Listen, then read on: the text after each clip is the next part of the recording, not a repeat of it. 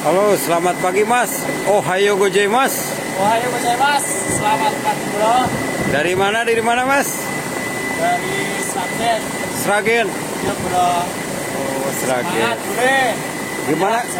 Gimana kesan-kesannya ngurus sapi wagyu Mas? Enak bro. Enak bro. Apa bro gitu? Apakah ada perbedaan sama sapi-sapi limosin? Ada bro. Sapi sini besar-besar bro. Oh, besar-besar. Terus jenis pakannya pakan apa aja yang dipakai itu Mas?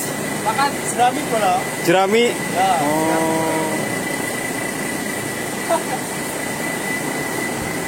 Si Mas dari Jawa nih terbang ke Jepang. Kerja di ternak sapi wagyu. Betah nggak Mas? Betah nggak? Betah bro. Betah. Gaji gede bro. Wis, gaji gede. Gajinya gede bosku. Waduh. Kerja cuman gitu aja tuh. Coba bro. Nasi jerami bro. Oh, jerami. Udah berapa bulan di sini Mas? Baru 1 bulan bro. 1 bulan. Oh, 1 bulan udah ngerasa senang.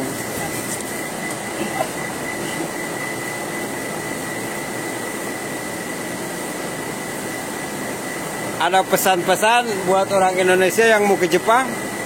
Pokoknya intinya semangat bro. Semangat boleh menyerang jalan bro. Oke bro. Oke, arigatou gozaimasu. Terima kasih banyak.